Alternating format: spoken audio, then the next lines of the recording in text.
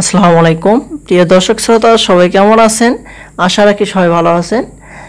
The daily campus থেকে একটি report প্রকাশ করা হয়েছে, সেটি হচ্ছে ইনটেক্সধারীদের আলাদা গণবিজ্ঞপ্তি প্রসঙ্গে যা বললেন এনটিআরসিএ সচিব। এখানে বিস্তারিত কি বলা হয়েছে সকল কিছু জানিয়ে দেওয়ার চেষ্টা করব আপনাদের মাঝে। আশা করি ভিডিওটি মনোযোগ সহকারে শেষ পর্যন্ত দেখার চেষ্টা করবেন। আর আরেকটি কথা, যদি আমাদের চ্যানেলটিতে নতুন হয়ে থাকেন অবশ্যই আমাদের চ্যানেলটিকে সাবস্ক্রাইব করবেন। অলরেডি সাবস্ক্রাইব করা থাকলে অসংখ্য ধন্যবাদ। এই রিপোর্টটি প্রকাশ করা হয়েছে 25শে জুন 2024।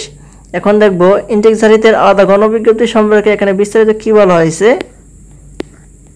দেখতে পাচ্ছি এখানে বলা হয়েছে ইনটেক্সধারী শিক্ষকদের গণবিজ্ঞপ্তিতে আবেদনের সুযোগ বন্ধ করেছে শিক্ষা মন্ত্রণালয়।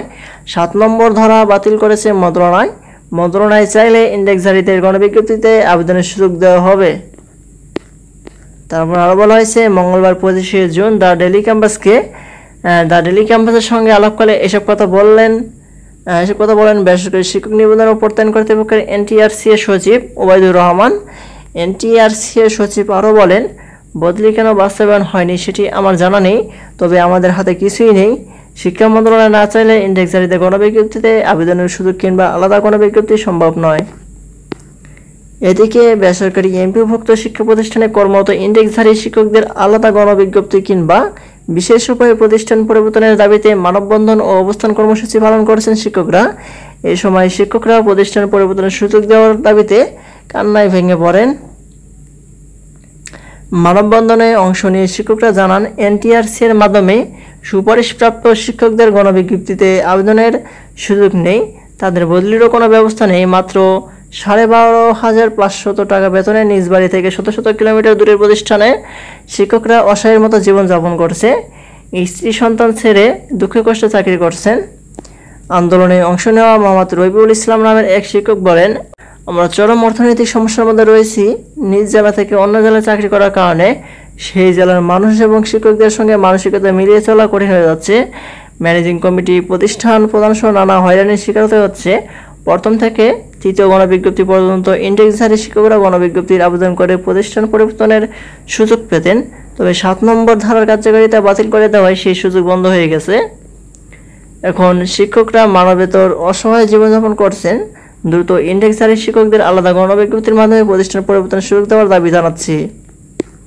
এ বিষয়ে ইনটেক্সধারী শিক্ষকদের বদলির গণবিজ্ঞপ্তি প্রত্যাশী ঐক্য পরিষদ সভাপতি মোহাম্মদ সারোয়ার বলেন, কর্তৃপক্ষ বারবার আমাদের আশ্বাস দিলেও তারা তাদের কথা রাখেনি। 7 নম্বর ধারা বাতিলের সময় এনটিআরসিএ বলেছিল খুব দ্রুত বদলির ব্যবস্থা করবে, তবে বদলি নিয়ে অনেক জটিলতা থাকায় সেটি হচ্ছে না। শিক্ষকরা অল্প বেতনে নিজ বাড়ি থেকে শত শত কিলোমিটার দূরে চাকরি করেছেন। কর্তৃপক্ষের কাছে অনুরোধ, আমাদের নিজ জেলা কিংবা উপজেলা যাওয়ার ব্যবস্থা করে দিক। যে কোনো শর্ত দিয়ে হলেও আমরা নিজ জেলায় যেতে চাই। উল্লেখ্য যে এর আগেও একই দাবিতে একাধিকবার মানববন্ধন ও অবস্থান কর্মসূচি পালন করেছেন ইনটেক্সধারী শিক্ষকদের বদলি গণবিজ্ঞপ্তি প্রত্যাশী শিক্ষক ব্যানারে এই সংগঠনটি। তবে বারবার আশ্বাস দেওয়া হলেও শিক্ষকদের প্রতিষ্ঠান পরিবর্তনের কোনো ব্যবস্থা করে দেওয়া হয়নি। শিক্ষকদের প্রতিষ্ঠান পরিবর্তনের সুযোগ দিতে শিক্ষামন্ত্রী হস্তক্ষেপ কামনা করেছেন ইনটেক্সধারী আলাদা গণবিজ্ঞপ্তি প্রত্যাশী শিক্ষক নেতা প্রভাষক মোহাম্মদ সারোয়ার। এই হচ্ছে ইনটেক্সধারীদের আলাদা গণবিজ্ঞপ্তি প্রসঙ্গে এনটিআরসি-এর সচিব কী বলেছেন সেটি সম্পর্কে দ্য ডেইলি ক্যাম্পাসের একটি রিপোর্ট। আজকের মতো এই পর্যন্ত সবাই ভালো থাকবেন। পরবর্তীতে এটি সম্পর্কে আপডেট নোটিশ পেতে আমাদের চ্যানেলটিকে সাবস্ক্রাইব করে পাশে থাকবেন। ধন্যবাদ সবাইকে। আসসালামু আলাইকুম।